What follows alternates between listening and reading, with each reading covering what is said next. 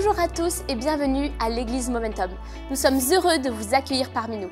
Si ce n'est pas déjà fait, nous vous invitons à vous abonner à notre chaîne YouTube pour que vous puissiez régulièrement recevoir du contenu édifiant pour votre foi.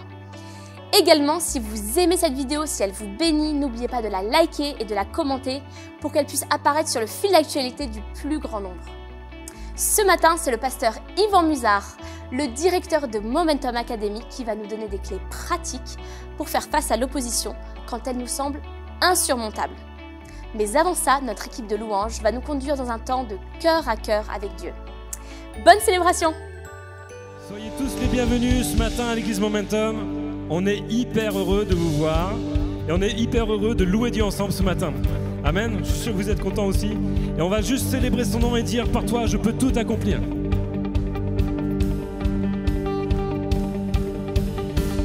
Par toi, je peux tout accomplir. Je peux vraiment tout, car c'est toi qui me rend fort. Non, rien n'est impossible. Par toi, les yeux sont ouverts. Les liens sont brisés. Oui, je vis par la foi. Non, rien n'est impossible.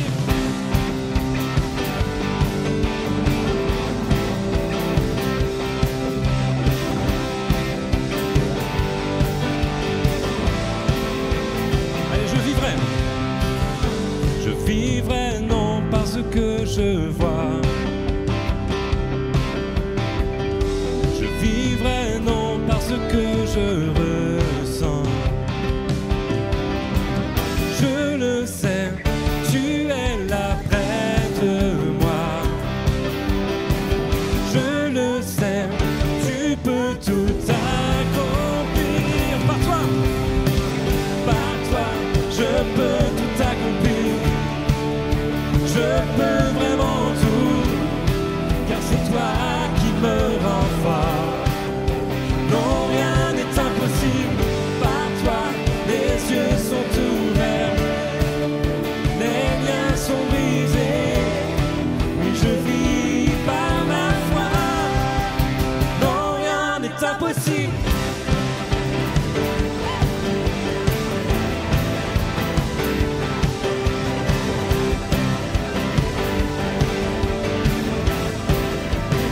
Je vivrai. Je vivrai non parce que je vois. Je vivrai non parce que je ressens. Je le sais, tu es là près de moi. Je le sais, tu peux tout accomplir. Par toi, je peux tout accomplir. Je peux vraiment tout, car c'est toi qui me rend fort. Non, rien n'est impossible. Par toi, les yeux sont ouverts. Les liens sont brisés. Oui, je vis par la foi. Non, rien n'est impossible. On va déclarer ensemble, oui, je crois. Je crois en toi, Seigneur.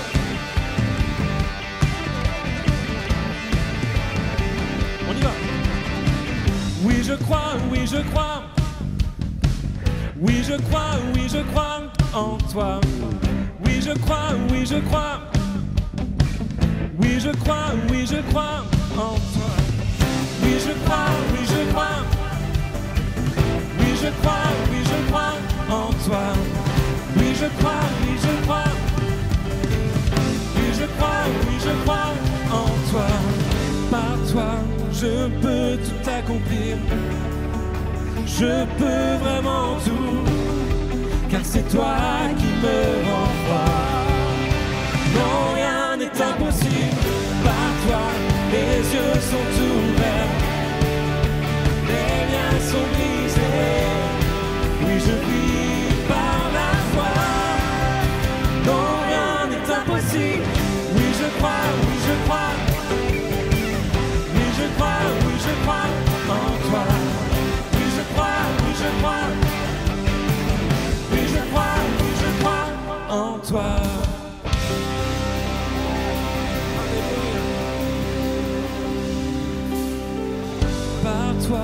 je peux tout accomplir.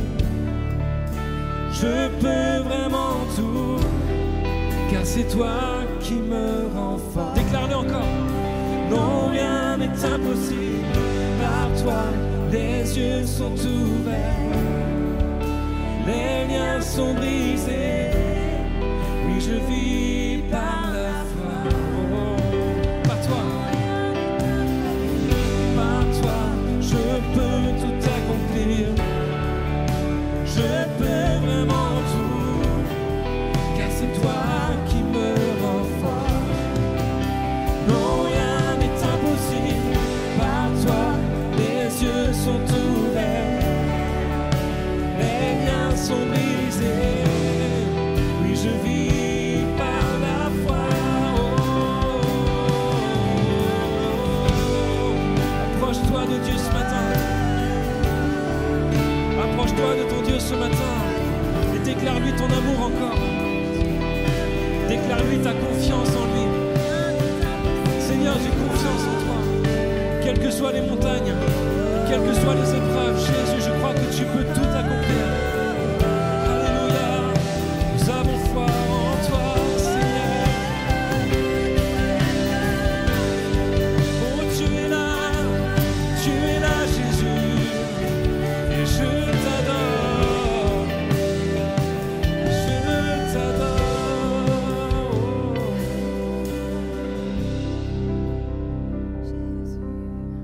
Alléluia. Le Saint-Esprit est présent dans ce lieu et il veut nous rencontrer ce matin. Et je crois que quand on le cherche vraiment de tout notre cœur, qu'on réalise sa présence, alors l'atmosphère peut changer. Alors qu'on puisse vraiment le chercher ce matin, réaliser qu'il est là, autour de nous.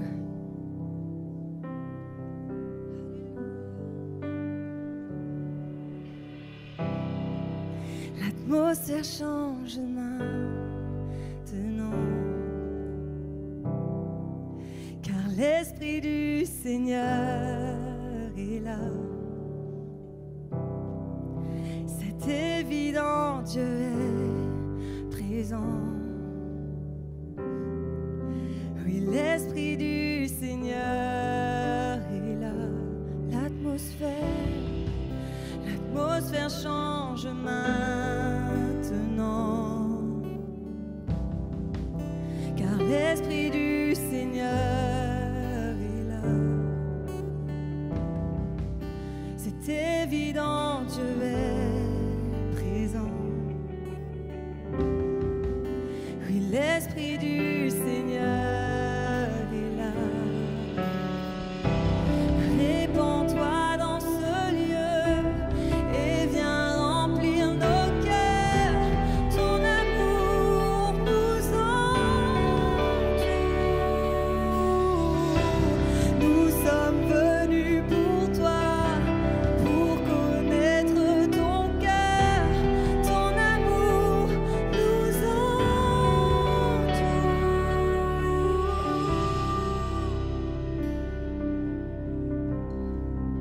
Chante l'atmosphère. L'atmosphère change maintenant, car l'Esprit du Seigneur est là. C'est évident, Dieu est présent. Oui, l'Esprit du Seigneur est là. Répands-toi dans ce lieu et viens remplir nos cœurs. Ton amour nous entoure. Nous sommes venus pour toi, pour connaître ton cœur. Ton amour nous entoure.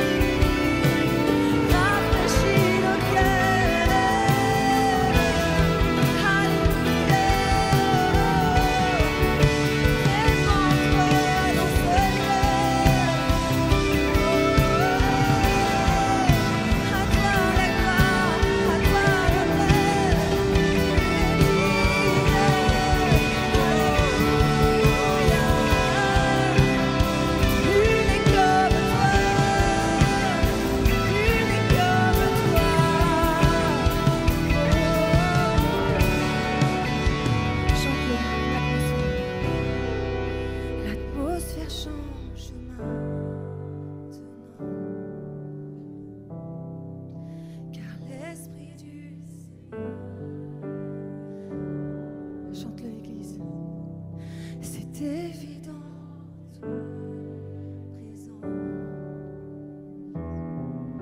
Oui, l'Esprit du Seigneur est là. Tu es là, Saint-Esprit. Tu es là, Jésus. Tu es là, tu remplis nos cœurs.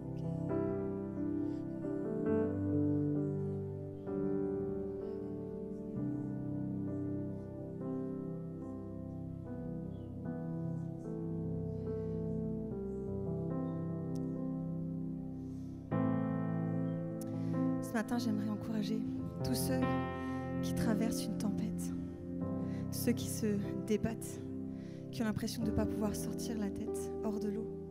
Et j'ai envie de te dire ce matin, tu as une solution, c'est Jésus. Viens vers lui, c'est ta solution. Parce que c'est le seul qui puisse calmer les tempêtes. C'est le seul qui fait trembler les ténèbres.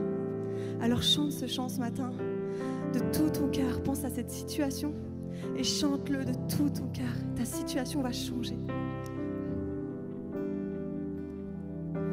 Paix, tu répands la paix, l'orage autour de moi, qu'il s'apaise.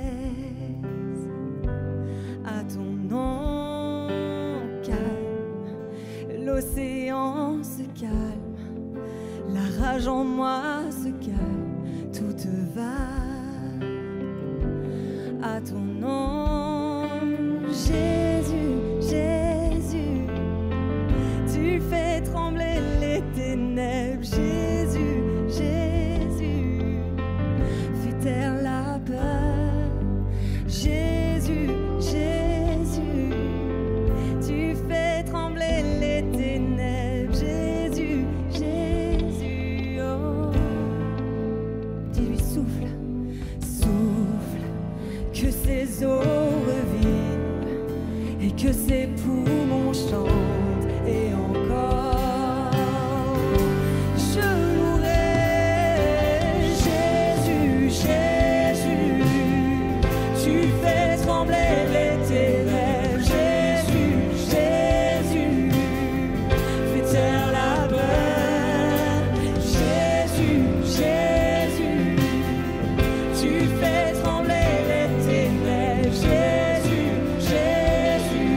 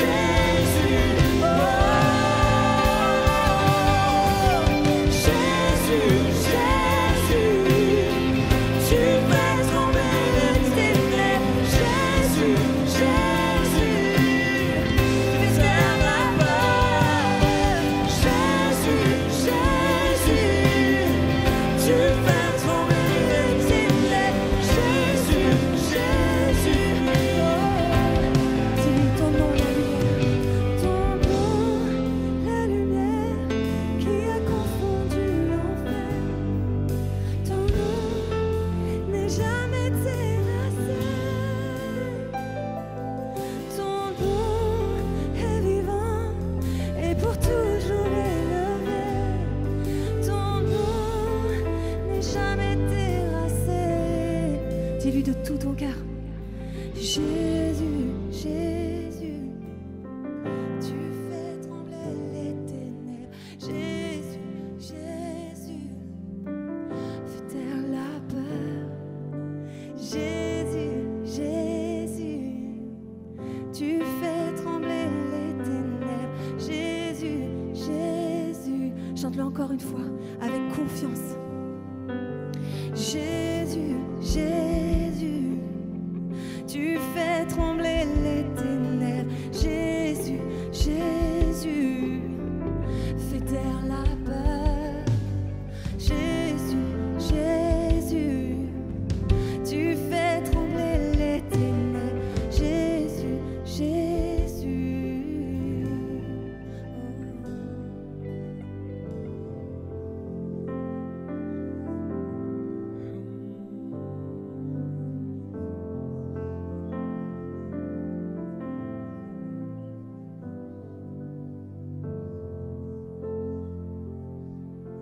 Alléluia.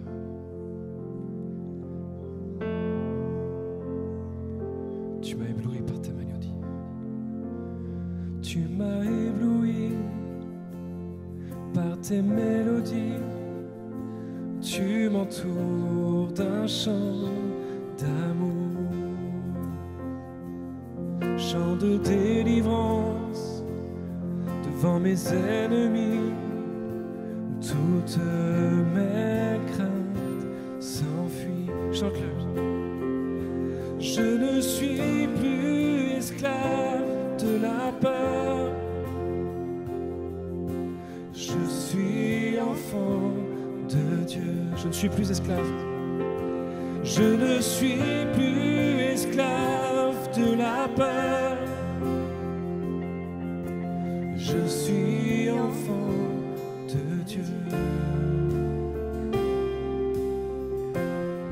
Avant ma naissance, avant ma naissance, tu m'avais choisi. Appelé par mon nom, appelé par mon nom. Tu m'as adopté, tu m'as adopté. Je suis de ta famille, je suis de ta famille. Ton sang coule dans mes veines, ton sang coule dans mes veines. Je ne suis plus esclave, je ne suis plus esclave de la peur. Je suis enfant de Dieu. Je ne suis plus esclave de la peur. Je suis enfant de Dieu. Je ne suis plus esclave de la peur. Je suis enfant de Dieu. Je ne suis plus esclave de la peur. Je suis enfant de Dieu.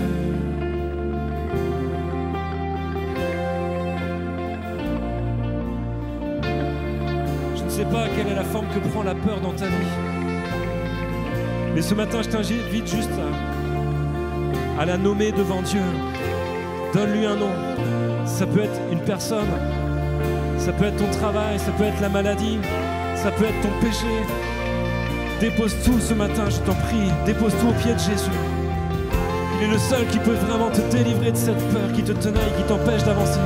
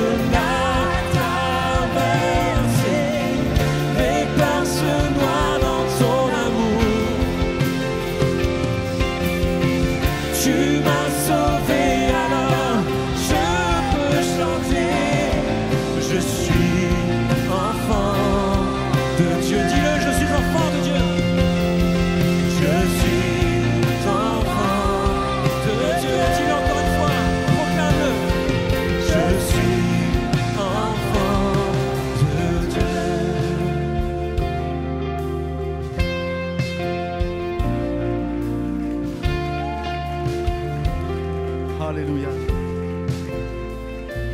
Juste avant qu'on le reprenne dans quelques instants, j'aimerais juste que nous puissions réaliser qu'il n'y a plus aucune, la parole de Dieu nous dit, Romains chapitre 8, il n'y a plus aucune condamnation pour ceux qui sont en Jésus-Christ. Nous avons reçu l'esprit d'adoption par lequel nous pouvons dire Abba, qui signifie Père.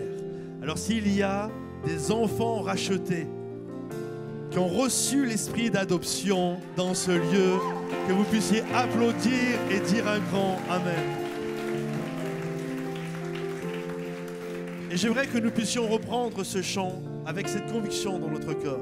Il n'y a plus, même si tu penses que, si tu as donné ta vie à Jésus, si tu te repens de tes péchés, il n'y a plus aucune condamnation pour ceux qui appartiennent à Jésus. Alors est-ce qu'on peut le rechanter avec ce verset en tête? Je ne serai plus un enfant de la peur, mais je suis un enfant du roi des rois. Je suis un héritier, un fils et une fille de l'Éternel.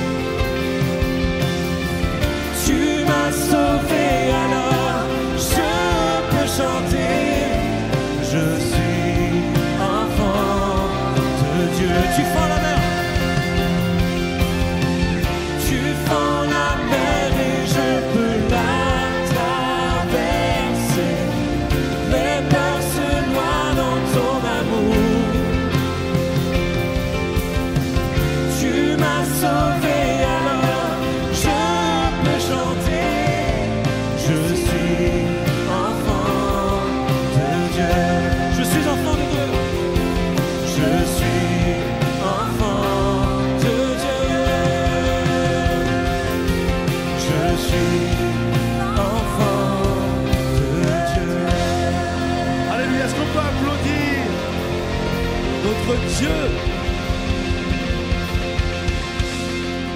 Alléluia.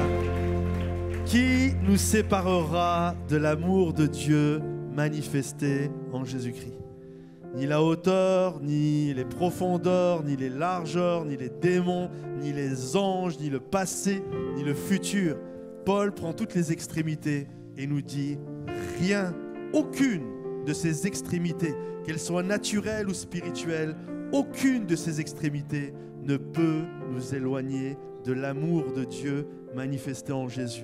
Et que ceux qui le croient applaudissent bien fort. Si vous passez en ce moment par une période de difficulté, d'épreuve, peut-être qu'en ce moment vous traversez une tempête, nous aimerions pouvoir être à vos côtés, surtout ne pas vous laisser seul. Alors si vous nous suivez en direct, n'hésitez pas à remplir le formulaire qui s'affiche maintenant dans le chat et à l'issue de la célébration, un de nos conseillers prendra contact par téléphone avec vous pour pouvoir vous écouter, pour pouvoir prier avec vous. Alors surtout ne restez pas seuls, n'hésitez pas à remplir le formulaire et nous prions que Dieu vous accompagne et qu'il vous bénisse dans la saison que vous traversez en ce moment.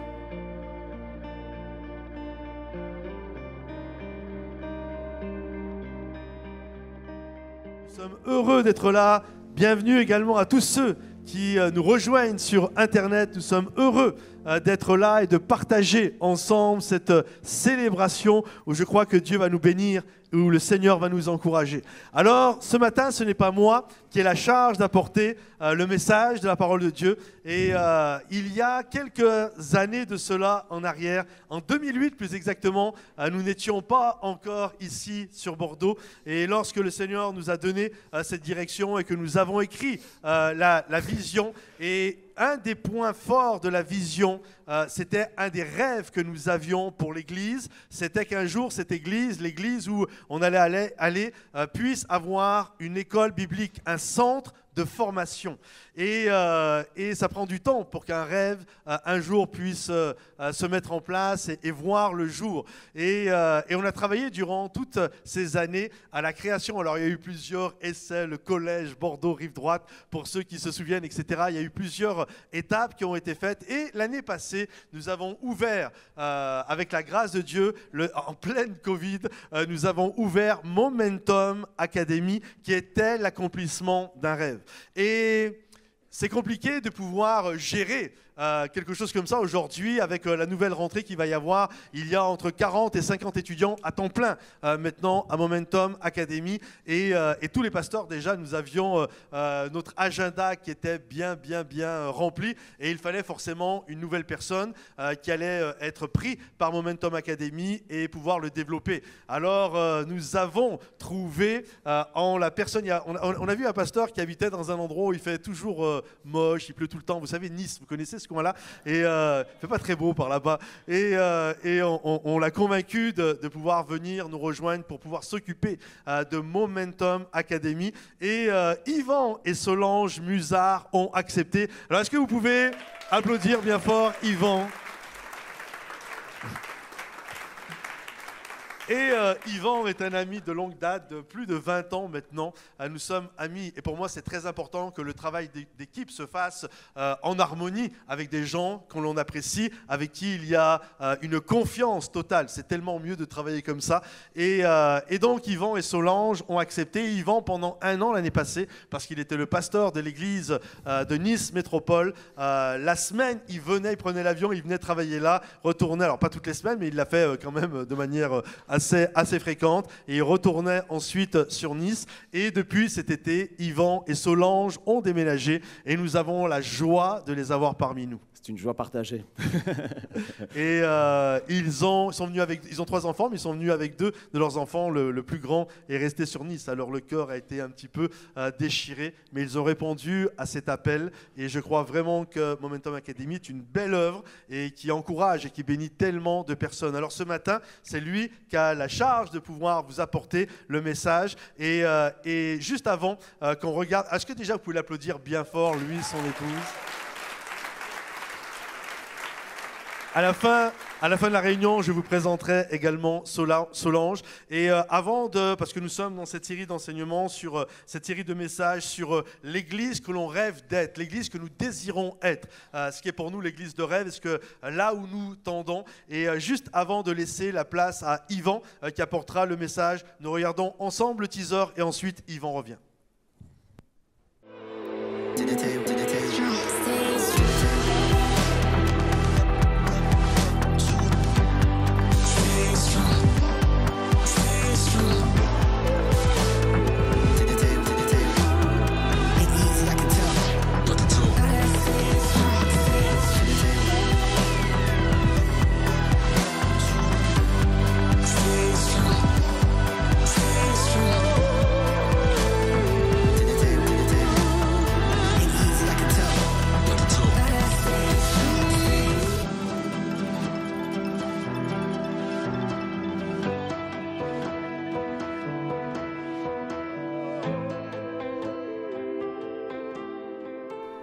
Bonjour à tous et bonjour à ceux qui nous suivent en ligne. Je suis ravi d'être avec vous ce matin, un peu stressé, j'avoue, parce que les fois précédentes où je suis venu, j'étais en mode vacances. Mais là, maintenant, c'est plus en mode vacances, en mode pasteur aussi dans l'église Momentum, et c'est tout un défi. Vous avez une équipe extraordinaire qui est là, et le niveau est haut, la pression est grande, mais ils m'ont dit que vous étiez sympa. C'est vrai, hein, c'est ça. Hein. En fait, beaucoup de choses sont nouvelles pour nous ici. Alors, comme Patrice le disait, on vient de Nice, on a un climat un petit peu différent sur Nice et toutes les choses sont nouvelles. Vendredi matin, il y a une petite équipe qui m'a invité, viens courir avec nous. Ils croyaient que j'étais bon d'ailleurs, ça leur a montré que ce n'était pas le cas. Et j'ai découvert une chose que je ne connaissais pas, que je n'avais quasiment jamais vue, c'est le brouillard. Pour de vrai. J'étais tellement fasciné par le brouillard que je l'ai pris en photo dans tous les sens. C'était magnifique, c'était beau. Sur la Garonne, on voyait la vapeur d'eau monter, c'était splendide. Donc on découvre plein de choses nouvelles, comme justement l'équipe aussi a découvert que finalement, des fois certains qui disent qu'ils courent, ben, ils ne courent pas très bien. Et moi, j'ai découvert que se remettre au sport, c'était difficile. Vous savez, il y a un âge où tu as l'impression, à cause peut-être un petit peu de tes enfants, que tu es en bonne forme, que tu es un athlète. Vous connaissez les enfants à un certain âge, quand ils sont encore tout petits, ils croient que leurs parents, et surtout le papa, c'est le plus grand, le plus fort, le plus intelligent. Ça vous arrive ça, hein? Et moi, mon fils, le fils aîné qui n'est pas là ce matin, croyait cela. Et vraiment, il disait « Ah, papa, t'es le plus grand, t'es le plus fort. » Et je ne voulais pas le décevoir. Et il me disait, mais tu fais quoi comme sport? Parce que tu es un champion, quoi. Tu fais quoi comme sport? Je lui ai dit, je voulais pas le décevoir, mais à la fois, je ne pouvais pas raconter trop de bêtises. J'en ai raconté une demi-bêtise. Je lui ai dit, je suis champion de saut en largeur. Et jusqu'à présent, alors moi, c'était sur le ton de la plaisanterie, et il m'a avoué, avant de partir, qu'il y a cru pendant des années. Vous savez, des fois, on dit des choses et les gens croient cela. Et ce n'est pas le rôle d'un pasteur de raconter des bêtises. Et je ne veux pas vous raconter des bêtises ce matin, je vous rassure. Mais je vais juste on va regarder ensemble plusieurs textes ce matin qui nous parlent d'une église naissante qui vont vivre des choses nouvelles. Et quand on pense aux choses nouvelles, on pense aux choses excitantes, aux choses encourageantes, où on se dit, ouais, on va faire des exploits avec le Seigneur. Mais dans les choses nouvelles que l'Église va vivre, on va parler de l'oppression, on va parler de l'opposition.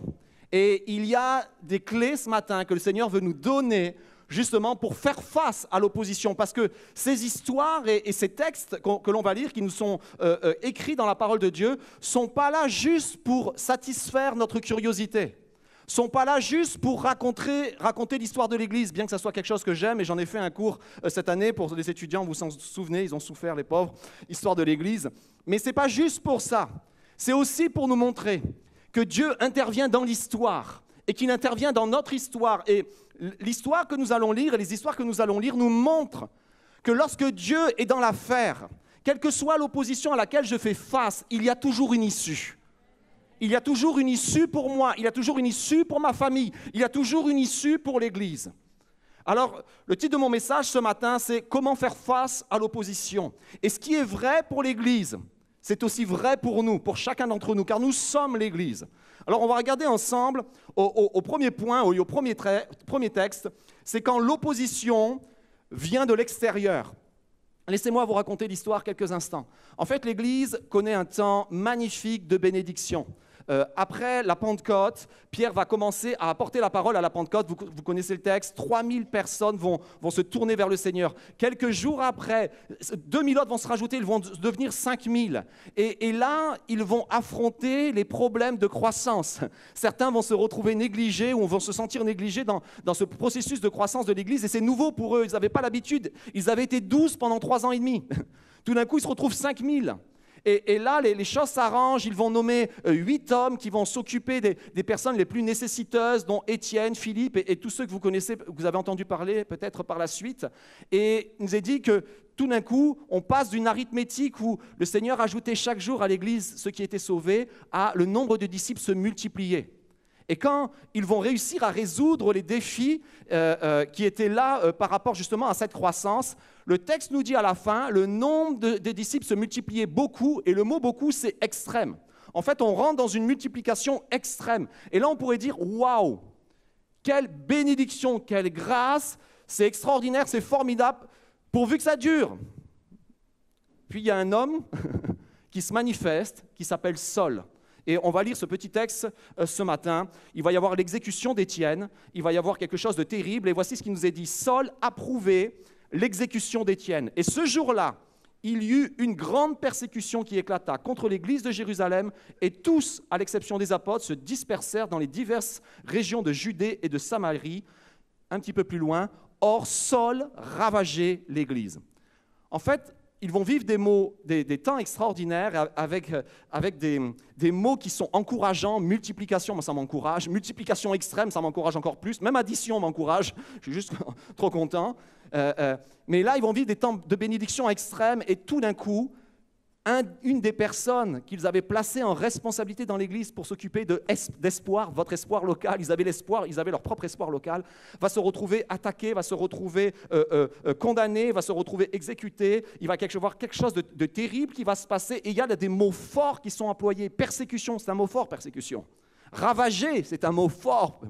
Et l'Église qui n'avait pas l'habitude de faire cela, ils vont se retrouver au milieu d'une crise. Et l'Église va vivre en fait un temps de crise soudaine et violente. Et vous savez, en français, lorsqu'on parle de crise, ça a une connotation exclusivement négative.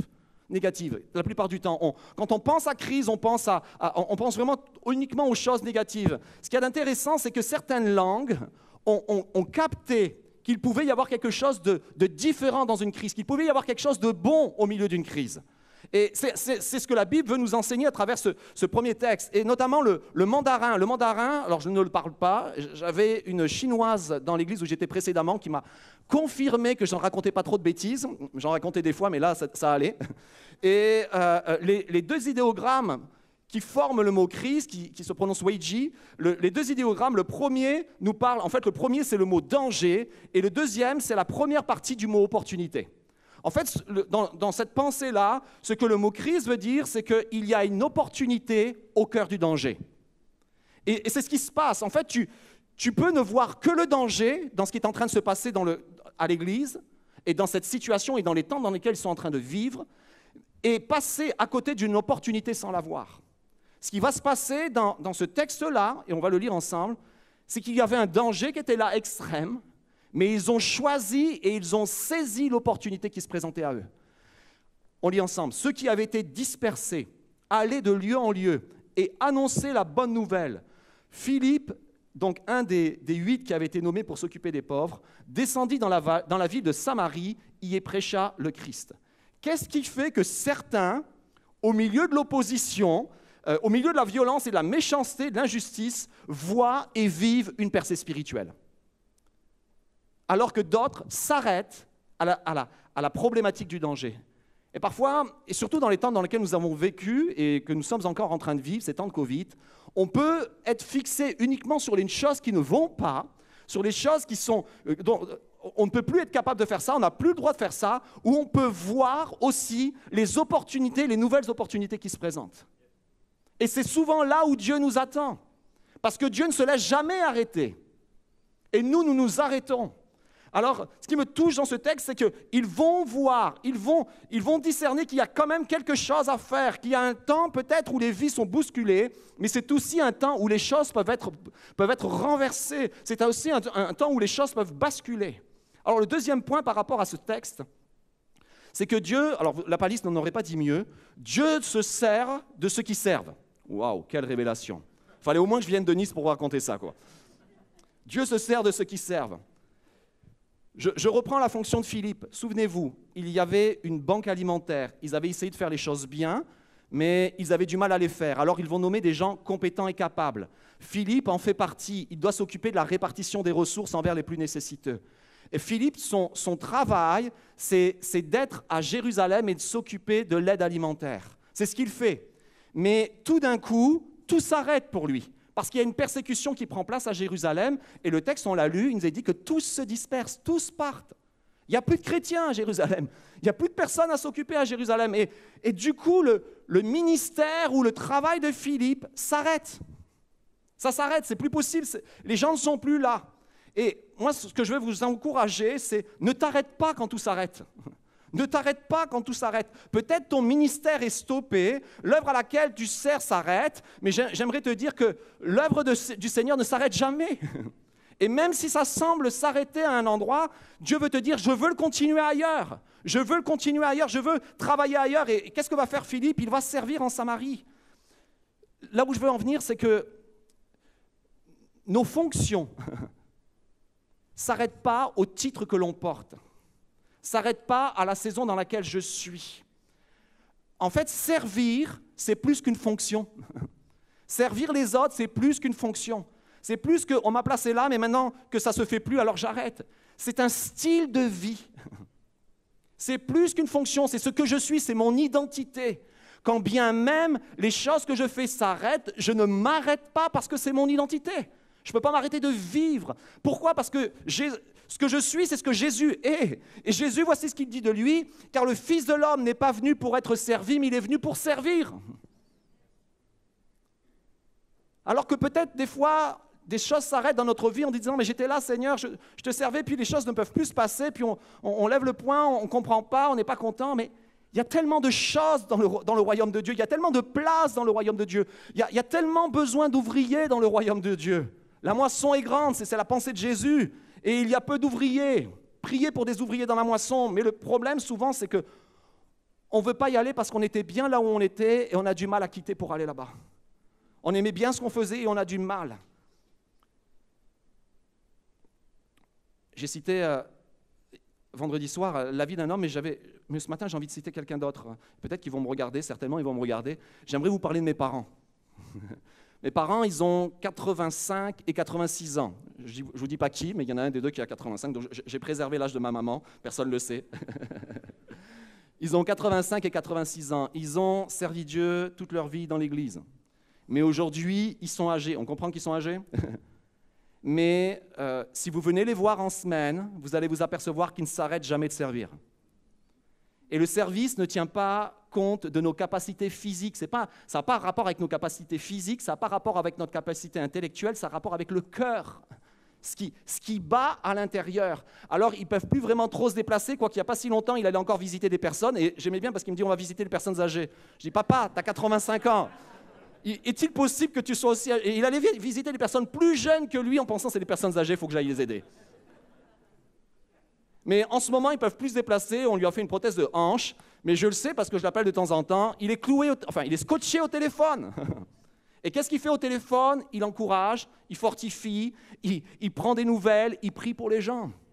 Ce que je veux dire, c'est que servir, ça ne s'arrête pas à tes fonctions. Il y a quelque chose à l'intérieur qui doit battre dans ton cœur en disant « Seigneur, tu m'as appelé à être ton serviteur, c'est quelque chose de plus extraordinaire qui puisse se passer. » Et nous sommes tous appelés à l'être, chacun d'entre vous.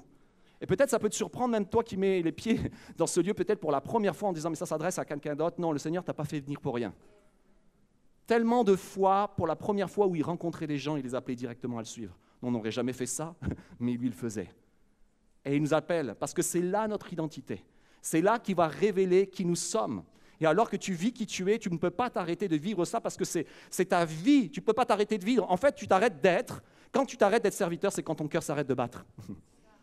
Et encore, le Seigneur t'accueille dans le ciel en disant « Bien fait, bon et fidèle serviteur ». C'est comme ça que ça se passe.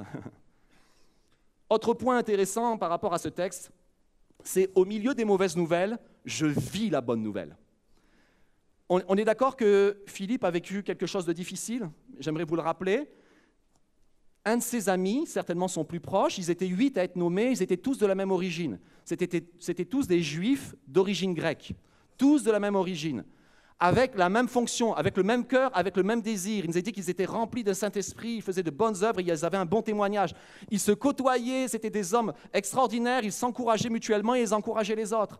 Et là, la foule, dans un excès de folie et de violence et de mensonges, attrape Étienne, l'ami de Philippe. Il le lapide pour des mauvaises raisons, pour des fausses raisons. Il le lapide et l'activité de Philippe s'arrête. Mais imaginez un instant ce que Philippe a pu vivre dans son cœur.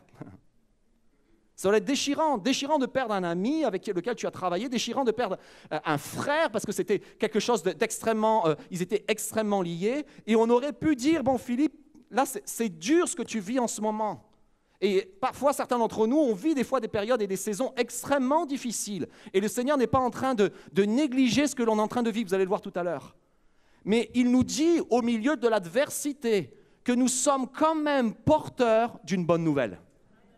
Et au milieu de toutes ces mauvaises nouvelles, Philippe va non seulement vivre la bonne nouvelle, mais il va la partager, il va la communiquer. Alors, vous allez me voir faire quelque chose que je n'ai pas encore fait, c'est une première. Je vais porter des lunettes en public. À mon église précédente, j'en avais terriblement besoin, mais j'ai évité cela. Donc maintenant, on voit que, ça y est, j'ai vieilli. Bon, vous, ça ne va pas vous choquer, vous ne le saviez pas, donc voilà. Il y en a qui m'ont montré des techniques pour éviter de les porter ce matin. Mais voici ce qu'il nous est dit. Mais quand ils crurent à Philippe, qui leur annonçait la bonne nouvelle du royaume de Dieu. Et Philippe, tu vis des choses compliquées, tu vis des choses difficiles, mais la bonne nouvelle vit tellement en lui qu'il la communique. C'est qui cette bonne nouvelle? Il nous a parlé, c'est quoi cette bonne nouvelle? Dans le premier verset, ils en ont parlé. Philippe prêcha le Christ. À partir du moment, les amis, où le Christ vit en nous, peu importe ce que vous vivez, ce qu'il y a de meilleur est à l'intérieur. Et ce qu'il y a de meilleur, il y a quelqu'un qui a écrit un livre sur cela, est devant vous. Mais ce qu'il y a de meilleur est à l'intérieur, au milieu des mauvaises nouvelles. Il va voir, non seulement, c'est fou parce qu'ils vivent la tristesse, le texte nous dit qu'ils ont tous pleuré, hein. Ils ont versé de grandes larmes pour Étienne, hein. Ce n'étaient pas des gens insensibles, ils ont tous pleuré pour Étienne. Mais une fois passé le cap des larmes et des pleurs, il va communiquer ce qu'il avait à l'intérieur du cœur. En fait, tu ne peux jamais donner ce que tu n'as pas reçu, hein. Tu ne peux pas donner ce que tu n'as pas reçu. Tu peux pas donner ce que tu n'as pas reçu. Il nous est dit qu'ils eurent une grande joie, il y eut une grande joie dans la ville. Comment ont-ils vécu une grande joie dans la ville? Parce que Philippe vivait une grande joie malgré les pleurs, malgré les tristesses. Vous savez, c'est là que la joie est la plus extraordinaire. Quand tu passes des moments difficiles, quand tu passes des moments compliqués, mais il y a quelque chose à l'intérieur qui t'amène à vivre et à dire « Le meilleur est devant, je crois en toi Seigneur, ta paix est sur ma vie et je vais passer ces moments. » Je continue. Ce qui est devant semble toujours plus grand. En fait, quand Philippe entre dans la ville de Samarie, après la persécution qu'il y a à Jérusalem, il s'enfuit, il va à Samarie. En fait, il trouve certainement refuge à Samarie parce qu'il est certain que les Juifs ne vont jamais mettre les pieds dans Samarie. Les Juifs religieux qui sont en train de persécuter l'Église ne voulaient absolument pas avoir de relation avec les Samaritains. Où va Philippe? Il va en Samarie. À la fois, il se réfugie, mais à la fois, il leur partage la bonne nouvelle. Mais lorsqu'il arrive dans cette ville-là, voici ce que nous dit le texte. Depuis quelque temps, un homme nommé Simon, ce n'est pas Simon-Pierre dont on va parler tout à l'heure, s'était établi dans la ville et y exerçait la magie. Il émerveillait le peuple de Samarie et prétendait être un grand personnage. Toute la population, du plus petit jusqu'au plus grand, lui accordait donc une grande attention. Cet homme, disait-il, est la puissance même de Dieu, celle qu'on appelle la grande puissance. Ce qu'il y a de particulier dans ce texte-là, c'est que plusieurs fois va être utilisé le mot grand, grand, grand. En grec, c'est le mot méga. Et ça semble être, Simon le magicien pourrait sembler être pour Philippe un Goliath moderne. Vous savez, le genre de choses où quand tu rentres dans un endroit, waouh, ça s'impose, c'est impressionnant. Il y a quelque chose qui te dit, tu ne vas pas pouvoir œuvrer pour le Seigneur. Il y a quelqu'un qui se met devant toi et qui te dit, c'est trop grand, tu ne pourras rien faire contre moi, je suis trop grand, je suis plus grand que toi. Et Philippe va se retrouver littéralement face à cet homme dont tout le monde dit il est grand, dont tout le monde dit il a la puissance du Dieu très grand, et dont lui-même se dit je suis grand. Ça peut faire peur, ça peut impressionner. Et souvent, face à nous et dans les obstacles et dans l'opposition que l'on vit, se dressent des Goliaths, se dressent des situations où on a l'impression qu'on ne va jamais réussir à y faire face, se dressent parfois des personnes et ce qu'elles représentent. Mais Philippe va juste prêcher le Christ, va juste être qui il est. Et moi, je crois que ce verset dans la Bible prend tout son sens. Celui qui vit en nous est plus grand que celui qui vit dans le monde. Donc, peu importe qui tu es, peu importe que tu sois petit, peu importe que tu sois grand, peu importe que tu sois intelligent ou pas assez intelligent, celui qui vit en toi est plus grand. Et les grands et les géants basculent. Et ils tombent, et c'est ce qui va se passer. Ce géant d'incrédulité, ce géant de magie va s'effondrer devant la parole de Philippe. Ne t'arrête pas, continue. Ne te laisse pas impressionner par ce qui est grand. Je continue. Mon dernier point concernant ce texte. Vous vous souvenez quand même, je vous ai parlé au début, qu'il y avait un monsieur qui était quand même assez méchant. Comme disait un de mes enfants, ils sont méchants les méchants? Oui, ils sont méchants les méchants. Et cet homme s'appelle Saul. Il va devenir plus tard l'apôtre Paul. Mais dans cette saison de sa vie, Saul est un persécuteur terrible. Et lorsque tu vis des choses difficiles, qui sont parfois incarnées par des personnes, tu as envie que Dieu s'occupe d'eux. Ou disons, des fois, tu as plus envie que ce soit toi qui s'occupe d'eux. Je vais lui parler vraiment. Je vais vraiment mettre je vis un moment compliqué, il me fait vivre un moment compliqué, je vais lui dire mes 4 vérités. Ça vous est déjà arrivé ce genre de choses? Moi, je suis quelqu'un d'assez, dans la personnalité, d'assez sociable. Une des choses que je déteste faire, c'est confronter. Il faut que je le fasse, ça fait partie maintenant de mes fonctions, mais je le faisais aussi avant, mais ce n'est pas plaisant. Et je me souviens, il y a bien des années, lorsque nous étions au Canada, jeunes et beaux et sveltes, et sportifs, non, toujours pas. Et quand on était au Canada, il fait froid l'hiver, il fait très froid l'hiver. Et il y a une particularité, c'est que, en fait, souvent, il fallait qu'on branche notre voiture sur le courant. Pas parce qu'elle était électrique, mais parce qu'il y avait des résistances dans le moteur. Et quand tu le branches sur le courant, le moteur est maintenu au chaud. Je vous avoue, la première année où nous avons été au Canada, il a fait jusqu'à moins 42. Ça prend un moteur chaud pour rentrer. Et il y a une raison toute simple. Il faut que tu démarres ta voiture et il faut que la voiture soit déjà un peu chaude, que le moteur soit au moins chaud pour que tu survives, le temps que l'habitacle réchauffe. Et on avait des places attitrées. Moi, j'avais ma place qui était devant mon balcon. Et comme ça, je pouvais brancher le fil électrique. Et j'ai un voisin qui avait décidé que cette place était devenue la sienne. Donc, systématiquement, en fait, l'été, je m'en fichais, il n'y avait pas de souci. Mais l'hiver, chaque fois que j'arrivais un peu tard le soir ou quoi que ce soit, il était garé. Il empêchait de garer ma voiture. C'est terrible. Je ne sais pas vous avez déjà vécu ce genre de choses comme ça? Vous savez, ce genre de choses qui t'irritent et tu as vraiment envie d'aller le voir. Puis ça dure quelques mois, puis pendant quelques mois, tu te gèles, tu es obligé d'aller démarrer la voiture, de sortir de la démarrer, de rentrer dans la maison, d'observer que personne parte avec ta voiture, le temps qu'elle chauffe. Bon, il n'y a personne qui pouvait partir avec ma voiture. Ils auraient eu honte de partir avec. Et là, vraiment, ça me fatiguait. Et j'étais remonté à fond. Je lui dis, je vais lui parler. Puis je vais lui dire ces 4 vérités. Et arrive enfin le jour J, parce que je le voyais très rarement, ce monsieur. Et là, je rentre dans le porche d'immeuble, il est en train de descendre. Je me dis, c'est bon, son compte est bon. Et là, je le vois, et je vois son visage. Et son visage était différent. Son visage était différent. Il y avait quelque chose en lui, il portait une tristesse. Et vous savez, quand tu es remonté, tu as prévu tout ton scénario, puis moi je l'avais répété parce que je n'avais pas l'habitude de confronter. Donc voici ce que je vais lui dire, ça. J'arrive et le monsieur, il est triste. Et du coup, tu te retrouves désarçonné. Et je dis, mais qu'est-ce qui se passe? Il m'a dit, ma femme vient de rentrer à l'hôpital. Elle est très gravement atteinte, les médecins viennent de m'appeler, je dois y aller. Ils pensent que c'est une question de jours, elle a un problème cardiaque. Et là, je me souviens, dans le porche de la maison, j'ai dit, écoute, est-ce que tu permets... J'avais prévu de crier sur lui, mais je lui ai dit, maintenant, est-ce que tu permets que je prie pour toi? Il m'a dit, oui, je veux bien. On a prié ensemble, et quelques jours plus tard, ce qui semblait être très grave, et que les médecins avaient diagnostiqué, s'avérait ne pas être grave véritablement. Donc le monsieur, là, il venait de recevoir une mauvaise nouvelle, mais quelque chose venait de changer dans son cœur. Et ce qu'il y a d'extraordinaire, et ce qu'il y a de fort, c'est qu'il est devenu une source de bénédiction pour nous. Parce que ce monsieur, dans son appartement, cultivait des orchidées. Et chaque semaine, ma femme a eu droit à son orchidée. Je n'avais même pas besoin d'aller offrir des fleurs à ma femme. Le voisin descendait pour offrir une orchidée. Là où je veux en venir, c'est laisse Dieu s'occuper de tes sols. Toi, occupe-toi de son royaume. Laisse Dieu s'occuper de tes sols. Trop souvent, on dit, Seigneur, fais quelque chose contre lui.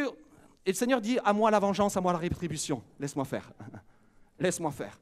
On va aller au deuxième texte. Deuxième texte, c'est un texte un petit peu particulier. Parce que, donc, déjà, premièrement, il suit le premier, donc il n'y a rien de particulier à ça.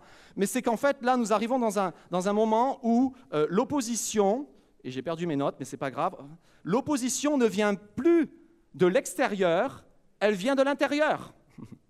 Elle vient de l'intérieur. Et cette fois, laissez-moi vous raconter l'histoire, c'est l'histoire de Pierre, ça suit l'histoire de Philippe, c'est juste après. Pierre, lui aussi, finalement, finit par partir parce qu'il a entendu dire que les chrétiens qui s'étaient dispersés ont évangélisé les contrées et que les gens ont été touchés. Donc il va visiter ces gens, il arrive dans une première ville, il y a un miracle extraordinaire qui se passe, et alors qu'il est dans cette ville-là, il a guéri Énée, on l'appelle parce qu'il y a une femme qui est très malade dans la ville de Joppé. Et il finit par y arriver, mais quand il y arrive, c'est trop tard aux yeux humains. Cette femme est décédée, elle s'appelle Dorcas, ça signifie gazelle, elle s'occupe des pauvres elle aussi. Ce qui est magnifique d'ailleurs, pour un clin d'œil, ils ont arrêté à Jérusalem et partout où ils ont été, ils ont continué cette même œuvre. Et c'est cette même recommandation lorsque Paul va se présenter aux apôtres et qu'il va leur exposer son message. Voici ce que je prêche. La seule chose que vont lui dire les apôtres est Jacques, n'oublie pas les pauvres. En fait, ça doit faire partie de notre cœur, le fait de s'occuper des autres. On en parlera tout à l'heure. Mais alors qu'il est là, il va prier et cette femme Dorcas va passer de la mort à la vie. Miracle extraordinaire. Toute la ville va le savoir, les gens vont le savoir, ça va être quelque chose d'extraordinaire. Et alors que Pierre il va demeurer quelques jours là-bas, en même temps, dans un endroit un petit peu plus éloigné, à Césarée, il y a un homme qui s'appelle Corneille. Et Corneille est un centenier romain. Et il va avoir une vision qui va lui dire, tu vas envoyer quelqu'un, tu vas aller chercher Pierre, qui est dans la ville de Jopé, il loge chez un certain Simon, tu le fais venir, il te parlera. Et Pierre, lui, quelques jours plus tard, reçoit une vision, et vous connaissez la vision, peut-être vous en avez entendu parler, Patrice en a parlé il n'y a pas longtemps, et il voit une grande nappe avec des animaux impurs qui descendent, et il entend cette voix qui lui dit « Lève-toi, tue et mange », et ça va se faire 3 fois. Et Pierre va être extrêmement troublé par cette vision. Il va être extrêmement remué à l'intérieur par cette vision. Et on comprend dans le texte que finalement, l'opposition n'est pas une opposition qui vient de l'extérieur, mais l'opposition, c'est Pierre. Là, ce que je suis en train de vous dire ce matin, les amis, c'est que beaucoup de choses que Dieu veut faire, ce n'est pas à l'extérieur qui l'en empêche. C'est ce qu'il y a à l'intérieur de nous qui l'en empêche. Patrice a parlé aussi récemment de Jonas. Je ne sais pas si vous connaissez Jonas, l'histoire de Jonas. On parle pour les enfants, c'est magnifique. Enfin, c'est une histoire particulière, le monsieur qui se fait manger par un poisson. Mais Jonas, c'est l'histoire du plus grand réveil de l'Ancien Testament. Un empire entier se tourne vers le Seigneur. La capitale d'un empire, et quasiment l'empire du mal, se tourne vers le Seigneur. C'est l'histoire du plus grand réveil, extraordinaire. C'est un livre qui contient 4 chapitres. Il y a un chapitre pour le plus grand réveil, ça prend place en un chapitre, et il y a 3 chapitres pour essayer de toucher le cœur de Jonas. Et à la fin, on n'est même pas sûr que son cœur ait changé. J'ai une grande nouvelle pour vous. Elle est peut-être dure à entendre ce matin, mais nous sommes ceux qui peut-être résistons le plus au Seigneur. En tout cas, moi, c'est le cas. Et peut-être c'est le cas de plusieurs ce matin. On a nos raisons. On a nos raisons comme Pierre de lui résister. Pierre avait des raisons culturelles. Il avait des raisons, on ne peut pas aller chez les étrangers, ce n'est pas possible. Il avait des raisons aussi sociales, parce que, enfin, c'est du contextuel, parce que cet homme-là, Dieu aurait pu choisir un grec pour lui dire, il y a un grec qui prie, tu vas aller le voir, mais c'est un centenier romain, et ce n'est pas n'importe quel centenier romain, c'est un centenier de la cohorte italienne, c'est-à-dire c'était les centeniers, c'était les militaires qui étaient volontaires pour faire l'armée dans l'Empire romain. Et ils étaient citoyens romains et ils étaient volontaires pour le faire. Quand tu as 20 ans de service militaire, en général, tu le subis, tu n'es pas volontaire. Mais eux étaient volontaires. Et c'est vers eux que Pierre est envoyé. Et Pierre a des réticences, a quelque chose dans le cœur qui est là et qui comme l'empêche d'aller vers les autres et de lui dire non, il est là et il ne peut pas. Et il ne peut pas. Et il dit je ne peux pas. En fait, ce que Pierre va faire face, c'est à tous les je ne peux pas dans nos vies. Vous en avez des je ne peux pas dans vos vies? Non Seigneur, je ne peux pas faire ça. Non Seigneur, je ne peux pas aller là-bas. Non Seigneur, c'est trop difficile. Tu t'es trompé de casting. Ce n'est pas moi Seigneur. Vous pouvez le voir à travers tout l'Ancien Testament. La plupart du temps où Dieu est venu intervenir pour appeler quelqu'un, la plupart du temps les gens se sont sentis indignes. Non, ce n'est pas moi Seigneur.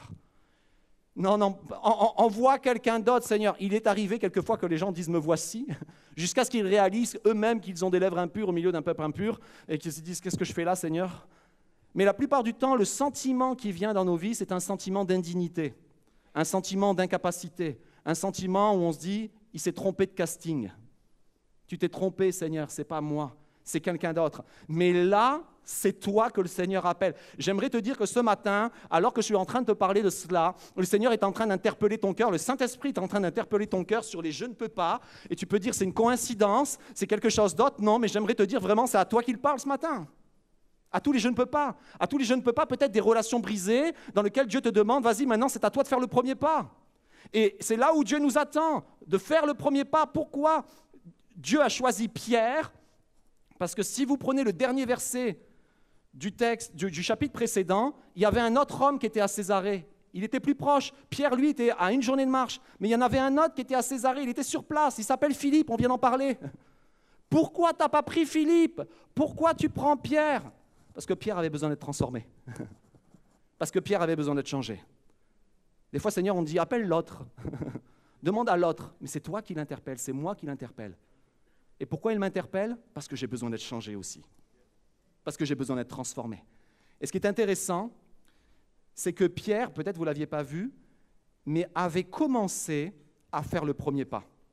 Il n'avait pas complètement achevé, mais il avait commencé à faire ce pas là où Dieu l'attendait, dans la direction où Dieu l'attendait. Il nous est dit, le texte nous est dit qu'il logeait, et on peut afficher le verset, Pierre demeura quelque temps à Jaffa, chez un certain Simon corroyeur, et je vais inviter les musiciens à s'approcher. Et alors qu'il est chez cet homme, vous avez remarqué peut-être la fonction, il nous est précisé ce qu'il faisait. Il était corroyeur. Corroyeur, c'est quoi? C'est un monsieur qui travaille le cuir. Et ces hommes-là, et c'était son cas, vivaient à l'extérieur de la ville. Est-ce que vous croyez qu'après le miracle que Pierre a fait, où il a ressuscité une personne qui faisait du bien à la ville et dont tout le monde a été témoin, est-ce que vous ne croyez pas que les gens se battaient pour recevoir Pierre chez eux?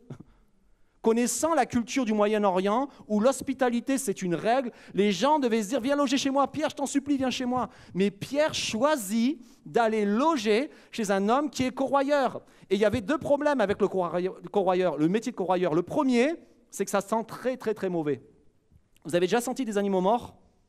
Juste des vivants. Par exemple, si vous allez dans un endroit et qu'il y a des chèvres, vous savez qu'il y a des chèvres. Vous savez qu'il y a déjà les animaux vivants, ça sent mauvais. Mais là, les animaux morts, c'est une infection. Une des raisons pour lesquelles ils avaient mis Simon le corroyeur à l'extérieur de la ville, c'est que ça sentait mauvais. Et Pierre va choisir de loger là-bas. Premier message. Dans les « je ne peux pas ». Non, je ne peux pas, Seigneur. Ah, c'est trop difficile pour moi. Pierre est en train de montrer le message. Deuxième point extrêmement intéressant, c'est que dans la culture juive et par rapport à l'aspect religieux, cet homme touchait des animaux morts toute la journée.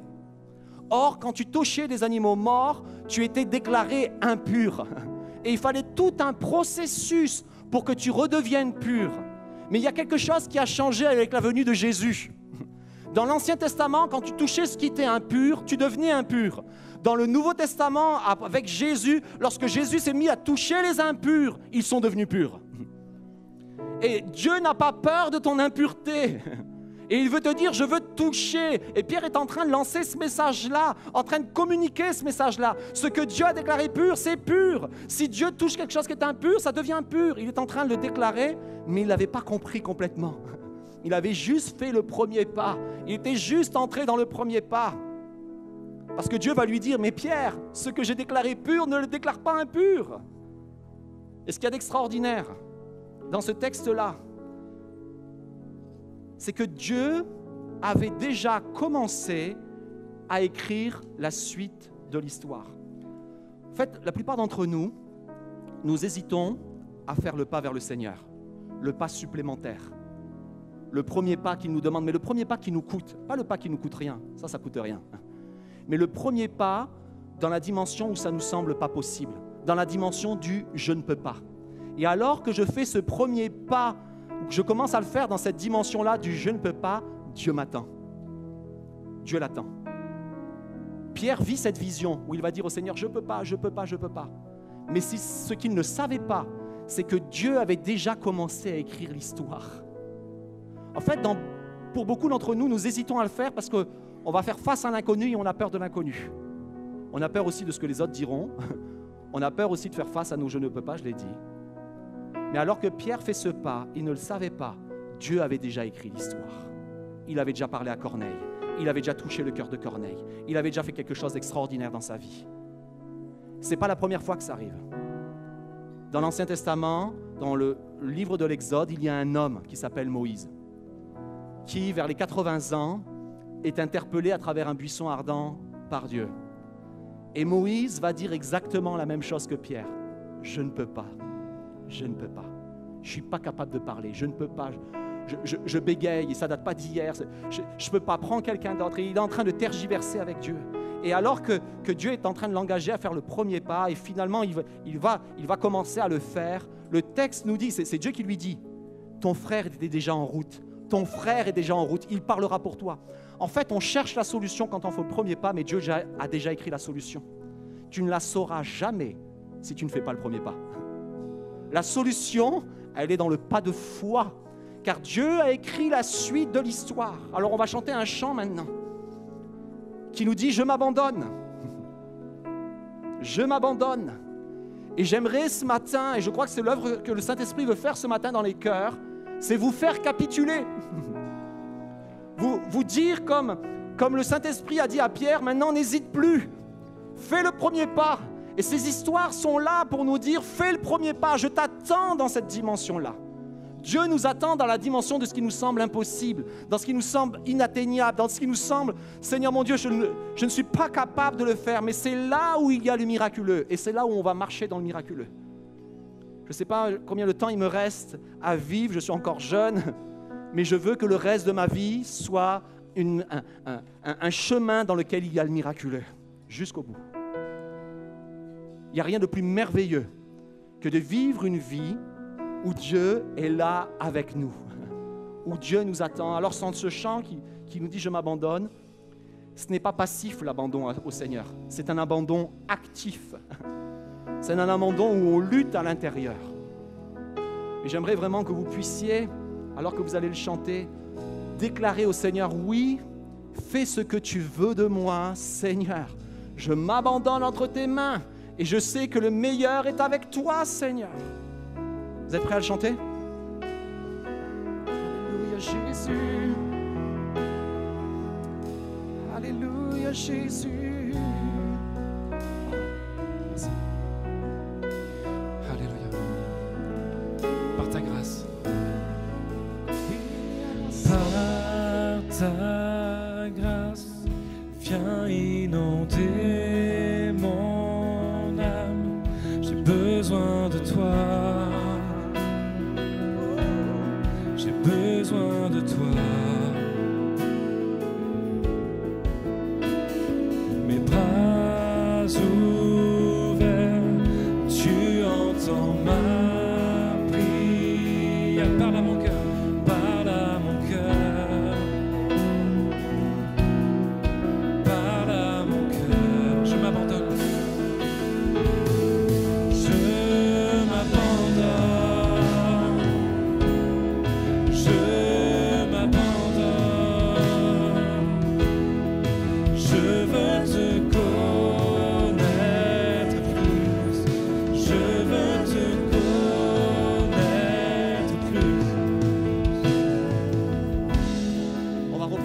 Dans quelques instants, je m'abandonne. Alors que vous êtes debout, j'aimerais, et que les têtes sont baissées, les yeux sont fermés, et tous ceux qui nous suivent en ligne aussi, j'aimerais que dans ce moment-là, vous puissiez prendre en considération ce que le Saint-Esprit a commencé à vous dire. Et il y a un premier pas que tu dois faire, et tu sais que c'est certainement difficile. Mais j'aimerais que dans un élan de foi, tu dises au Seigneur, oui, je vais y aller, Seigneur. Oui, je vais le faire, Seigneur mon Dieu. Par la force que tu me donnes, par le courage que tu vas me donner, par la consolation que tu vas me donner, Seigneur mon Dieu, je vais le faire. Et que dans un élan de foi ce matin, là où tu es, tu lèves juste ta main pour dire oui, Seigneur, je te dis oui, Seigneur. Et peut-être c'est, comme je dis, c'est comme une des premières fois que tu viens dans ce lieu, que tu entends ce message. Mais ce message est aussi pour toi. Et le Seigneur frappe à la porte de ton cœur pour y faire sa demeure. Et il attend juste que tu lui dises « Oui, je le veux, Seigneur. Je ne connais pas la suite, mais j'ai compris que tu voulais le meilleur pour moi. » Alors ce matin, on va reprendre ce refrain. Et ceux qui lèvent leurs mains, chantez-le avec foi. Chantez-le en croyant de tout votre cœur.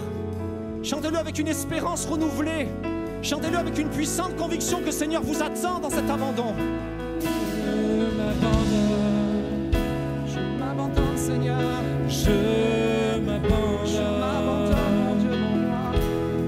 je veux te connaître plus, je veux te connaître plus, je m'abandonne, je m'abandonne, je veux te connaître. Je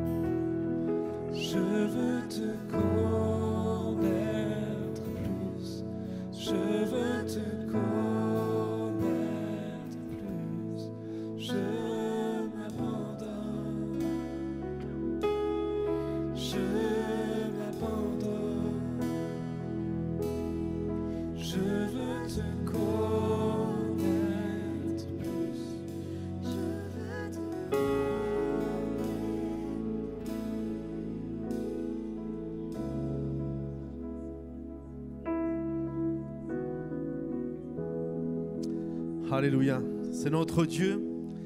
Nous réalisons ta grâce. Et au milieu de l'opposition, qu'elle soit externe ou interne, nos cœurs veulent se tourner vers toi et te faire totalement confiance. Tu es le rocher des siècles, Seigneur. Tu n'es pas un sable mouvant, mais tu es celui sur qui nous pouvons bâtir notre vie. Tes promesses sont oui et amen. Il n'y a en toi aucune ombre de variation. Et nos cœurs s'attachent à toi.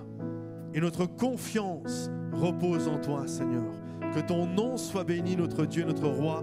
Et tous ceux qui croient que Dieu est celui qui guide nos vies disent amen et applaudissent celui qui est digne. Merci au pasteur Yvan pour ce message. Nous prions qu'il vous encourage et vous bénisse tout au long de la semaine. Mais avant de vous dire au revoir, nous avons quelques annonces pour vous. Tout d'abord, sachez que si vous le désirez, vous pouvez bénir financièrement notre Église. Pour cela, rendez-vous simplement sur monofrande.fr. C'est votre générosité qui permet à l'Église d'avancer dans ses projets et nous sommes heureux de le faire à vos côtés. Momentum Academy fait sa rentrée début octobre et c'est notre centre de formation ministérielle et théologique qui vous accueille sur place ou en ligne, en temps plein ou en présentiel, cours à la carte, donc inscription et informations sur églisemomentum.com. Bonne nouvelle, dès demain, il y a notre semaine de jeûne et prière, donc de demain du 27 septembre au 3 octobre. Et donc retrouvez-nous en ligne tous les soirs à 20h sur notre chaîne YouTube. Ce sont toujours des moments bénis et particuliers pour notre Église et nous nous réjouissons de les vivre en ligne avec vous. Mesdames, cette annonce est pour vous. Donc la conférence événementielle aura lieu ce 23 octobre. Si vous êtes dans la région, nous vous proposons de venir assister à cette conférence en ligne depuis les locaux de l'Église Momentum. Pour vous inscrire, rendez-vous directement sur événementiel.fr. Enfin, tous les matins sur notre chaîne YouTube, retrouvez une courte vidéo starter du pasteur Patrice Martorano pour vous aider à bien démarrer votre journée. Merci d'avoir été avec nous, passez une belle semaine et à dimanche prochain!